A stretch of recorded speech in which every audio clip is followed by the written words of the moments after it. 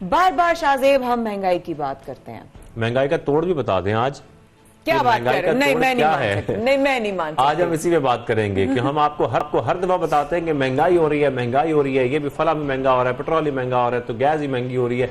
लेकिन आज हम आपको बताते हैं कि महंगाई का तोड़ क्या हो सकता है, क्योंकि इसके साथ साथ ये बताना बहुत जरूरी है कि रियासत पाकिस्तान ने एक आपको ऑप्शन दिया है, उस ऑप्शन पर आप लोगों को गौर करना चाहिए। हम अक्सर देखते हैं कि खवातीन और मुख्तलिफ लोग जो है वो कमेटियां डालते हैं, इसके साथ साथ अलमारी में पैसे जोड़ जोड़ कर रखते हैं, लेकिन उन पैसों में इजाफा नहीं होता। नहीं होता है, वो पैसे जैसे हैं वैसे रहेंगे, बिल्कुल खर्च भी हो जाते हैं, पता भी नहीं चलते। बिल्कुल। लेकिन इसके साथ साथ पाकिस्तान नेशनल सेविंग्स एक ऐसा प्रोजेक्ट है जिसमें अगर आप अपना हिस्सा डालें और कोशिश करें उसमें पार्टिसिपेट करने की, तो आप अपनी सेविंग्स कर सकते हैं। और इसमें मुख्तलिफ प्रोडक्ट्स हैं जो ऑफर किए जा रहे हैं, जिसके जरिए आप अपनी सेविंग्स में इजाफा कर सकते हैं। लेकिन ये किस तरीके से काम करता है और इसमें क्या इसका प्रोसीजर होता है, तरीकाकार क्या है सर्टिफिकेट्स हासिल करने का, इसी पर बात करने के लिए हमें ज्वाइन किया बिजनेस जर्नलिस्ट फारूक बलोच साहब ने। फारूक साहब बहुत शुक्रिया हमें ज्वाइन किया। फारूक साहब सबसे पहले तो आसान अल्फाज में बताइएगा कि सबसे पहले हम यही जानना चाहते हैं कि सर्टिफिकेट्स खरीदने का तरीकेकार है क्या? जी, आप मुल्क भर में नेशनल सेविंग्स की जो ब्रांचेज हैं वहां से ले सकते हैं। हर बड़े शहर में इनकी ब्रांच होती है। कुछ प्रोडक्ट्स ऐसे हैं जो आप नेशनल सेविंग्स के अलावा स्टेट बैंक से या जो बड़े कमर्शियल बैंक हैं उनकी डेजिग्नेटेड ब्रांचेस से भी खरीद सकते हैं। उसके लिए बेहतर होता है कि आप बैंक कॉल करके पूछ लें कि ये पर्टिकुलर ब्रांच जो आपके मोहल्ले वाली वो डील कर रही है इसमें या नहीं, और नेशनल सेविंग्स की हेल्पलाइन से ही पूछ सकते हैं। रिक्वायरमेंट्स को खास नहीं, और बुनियादी डॉक्यूमेंट्स आपको चाहिए होते हैं। शनाख्ती कार्ड हो गया, बच्चे हैं तो उस सूरत में बर्थ सर्टिफिकेट, बे फॉर्म वगैरह, बेवा खातून है तो उस सूरत में ज़ाहिर हस्बैंड का डेथ सर्टिफिकेट चाहिए होगा, और अंडरटेकिंग चाहिए होगी कि दोबारा शादी नहीं की और अभी भी बेवा है।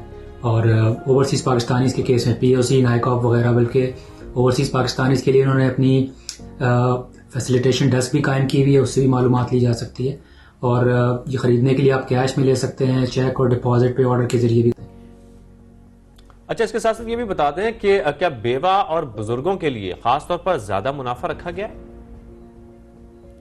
जी बिल्कुल, बेवा खवातीन, बुजुर्ग हजरात, इवन माजूर हजरात के लिए जो आम स्कीम्स हैं उनके मुकाबले में ज्यादा प्रॉफिट रखा जाता है। ये एक बड़ी अट्रैक्शन है नेशनल सेविंग स्कीम। अगर आप बैंक में टर्म डिपॉजिट पे सेविंग्स अकाउंट में रखवाते हैं तो उधर जो आपको ऑफर मिल रही होती है, जो रेट मिल रहा होता है, उससे ये थोड़ा ज्यादा ही होता है।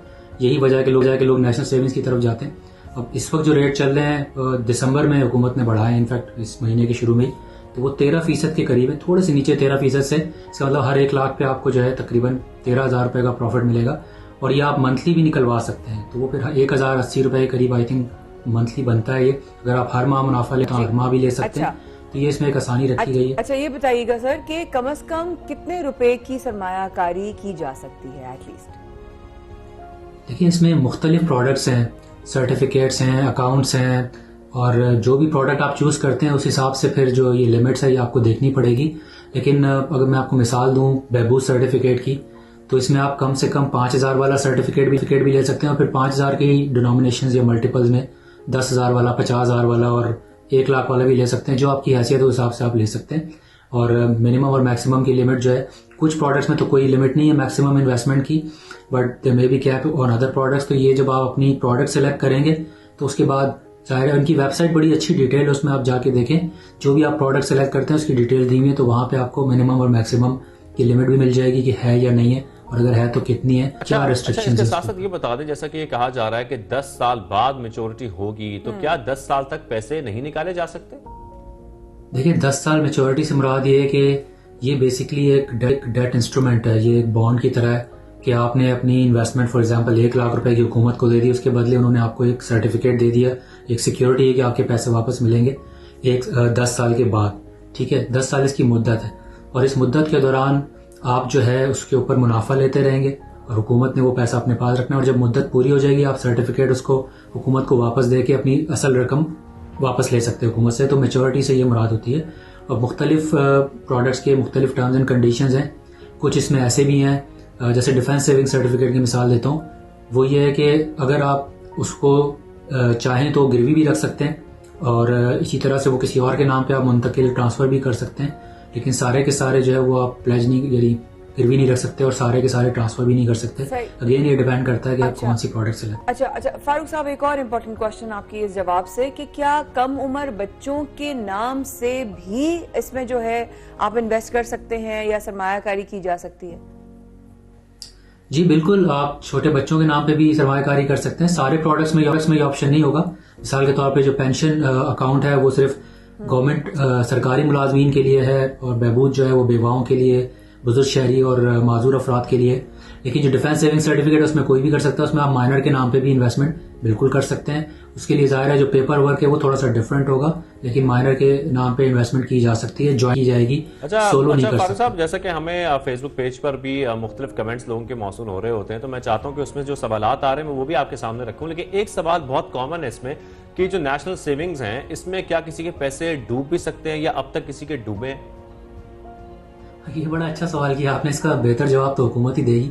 लेकिन बहरहाल ये बहुत पुरानी स्कीम है, सालों से चलती आ रही है। 70 लाख से ज्यादा कस्टमर है नेशनल सेविंग्स की, कोई ऐसी मिसाल मिलती नहीं है। इनफैक्ट हमारे जो सीनियर्स हैं, इस प्रोग्राम से पहले मैं उनसे बात कर रहा था एक से, तो वो भी मुझे बता रहे थे उन्होंने अपनी लाइफ टाइम में ऐसा कोई इशू नहीं देखा। हाँ, कुछ कभी कभी ऐसे इशूज आते हैं कि मुल्क हालात जंग में चला जाए, हंगामे हो जाए, कुछ ऐसा हो जाए, तो उसमें वक्ती तौर पे कोई थोड़े से बॉटलनेक्स आ सकते हैं कि आपकी पेमेंट कुछ अरसे तक के लिए रुक जाए। बट पैसे डूबने वाला तो अभी तक कोई ऐसा इंसिडेंट या मिसाल सामने नहीं आती है, क्योंकि ये गवर्नमेंट की स्कीम है, गारंटीड है, backed by the government of Pakistan, sovereign guarantee है। तो मेरा नहीं ख्याल कि इसमें कोई ऐसी, इसलिए इसको बिल्कुल ही लो रिस्क कहते हैं। रिस्क फ्री तो मैं नहीं कहूंगा, क्योंकि रिस्क तो फिर भी है, कुछ भी हो सकता है, लेकिन सबसे ज्यादा ये कह लें कि लो रिस्क प्रोडक्ट है, बिल्कुल मिनिमम रिस्क है। लेकिन इसका फायदा ये देखें, इसमें जो मेन मकसद है नेशनल सेविंग स्कीम्स का, एक तो ये कि हुकूमत ये पैसे मोबिलाइज करती है और एक सेविंग्स का कल्चर प्रमोट करती है कि लोग पैसे सेव करें। वो इसलिए आप बहुत ज्यादा खर्च करते हैं, जो अभी हमने देखा 2-3 सालों में हुआ है कि जब लोग दबा के पैसे खर्च कर रहे होते हैं तो महंगाई होती है। तो सेविंग की तरफ लोगों को लाना होता है कि आप सेव करें, और हुकूमत को पैसे मिल जाते हैं कि वो अपने प्रोजेक्ट्स लगा ले और अपने मामला चला सके। और आप आवाम के लिए एक मौका होता है, एक तरफ तो जाहिर है स्पेंडिंग कम होती है तो महंगाई पे प्रेशर कम आता है प्राइसेस पे। दूसरी तरफ ये कि जो महंगाई हो भी रही है आप उससे आगे रहते हैं। मिसाल के तौर पे अभी अगले साल का जो फोकास्ट है, जो पेशन गोई की गई है कि 11% तक रह सकती है इन्फ्लेशन, तो अगर ये आपको 13% इंटरेस्ट दे रहे हैं तो एक साल बाद 11% इन्फ्लेशन के बावजूद भी जो आपकी जो सेविंग्स हैं या जो परचेजिंग पावर है वो 2% नेट बेसिस पे बेहतर हो जाएगी। तो ये एक मेन मकसद होता है इस तरह के प्रोडक्ट्स में जाने का। और क्योंकि लो रिस्क है तो इसलिए यहाँ पे ज्यादातर जैसे बुजुर्ग शहरी हैं, लोग रिटायरमेंट करिए, वो लोग जाते हैं। बाकी यंग लोग जो है वो इस तरह की प्रोडक्ट्स में इसलिए भी नहीं जाते कि वो फिर ज्यादा जो हाई रिस्क प्रोडक्ट्स होती हैं, क्रिप्टो करेंसी है, स्टॉक मार्केट है, वो उस तरफ जाते हैं। तो नेशनल सेविंग एक लो रिस्क प्रोडक्ट है, और इस वक्त जो रेट है वो बहुत ज्यादा है। इनफैक्ट अगर डिफेंस सेविंग सर्टिफिकेट की बात कर ली जाए, जो कि कंपाउंड इंटरेस्ट रेट पे चलता है लेकिन अभी 2 साल की बुलंद तरीन सतह पे, तो इस वजह से ये रेट अट्रैक्टिव है। ठीक है, फारूक बलोच साहब हमारे साथ मौजूद थे और हमें तफसीलन बता रहे थे पाकिस्तान नेशनल सेविंग्स के हवाले से कि किस तरीके से आप इसमें अपने पैसे सेव कर सकते हैं, कितने ज़रूरी हैं। जैसे कि वो कह रहे हैं कि पाकिस्तान में कोई ऐसी चीज़ या कहीं पे भी ऐसा कुछ नहीं होता कि रिस्क ना हो, लेकिन बहुत लो रिस्क है, बहुत मिनिमम रिस्क है। आप लोग इसका फ़ायदा उठा सकते हैं, यहाँ पर इन्वेस्ट कर सकते हैं। आपने सेविंग्स करनी हो तो आप किस चीज़ को तरजीह देती हैं, किस तरीके से करती हैं, आप बस पैसे उड़ाती रहती हैं? ये बात करते करते मेरी तरफ पता नहीं क्यों रुख आ गया। मैं चाहता हूँ, लोग जानना चाहते हैं माया। अच्छा, मैं ऑनेस्टली अगर सवाल किया मैं सच में जवाब देती हूँ शाहज़ेब। ऑनेस्टली बहुत ज्यादा लापरवाही जब हम दिखाते हैं लाइफ में पैसों को लेके, वो बात अलग है कि जब आप खुद मेहनत करते हैं आपको कदर आती है, खुद कमाते हैं कदर आती है, खुद आपका अपने हाथ का पैसा होता है वो कदर आती है। लेकिन जब आप लापरवाही करते हैं कि नीड और वांट, जरूरत और चाहत के बीच में जब फर्क नहीं रहता, आपके पास सेविंग्स नहीं होती। और सेविंग्स करना सिर्फ औरत नहीं, आदमी ज्यादा सेविंग्स करते हैं, इसमें आदमी ज्यादा स्मार्ट होते हैं, मैंने ये नोट किया है। मैंने अब आके इन लाइफ बहुत सीरियसली सेविंग्स के बारे में सोचना और उस पर थोड़ा थोड़ा करके अमल करना शुरू किया, क्योंकि बहुत जरूरी है। बिल्कुल, सेविंग करना बहुत जरूरी है। इसके साथ साथ जैसा कि हम ये स्कीम देख रहे हैं, ये पाकिस्तान नेशनल सेविंग्स हैं, इसके जरिए आप इससे मुनाफा भी अगर कमा सकते हैं तो इससे अच्छी बात क्या हो सकती है कि आप सेविंग भी कर लें और उस तरीके से आपका मुनाफा भी जनरेट हो जाए। हाँ, उन्होंने कहा कि जैसे 10 साल ऑब्वियसली आपका ऐसा नहीं है कि वो डेवलप होता है, वो मैच्योर होती है, लेकिन उन्होंने कुछ चीजों में कहा कि बच्चों के नाम से कर सकते हैं। वो वालिदैन, वो फैमिली, वो दादा नाना जो घर में बुजुर्ग हैं, उनके छोटे छोटे पोते पोतियां, नवासे नवासी, कोई बच्ची है, कोई ऐसी है, आप उसके लिए कर सकते हैं। जो कम उम्र लोग हैं, कम उम्र बच्चे, वो जाके चेक करें।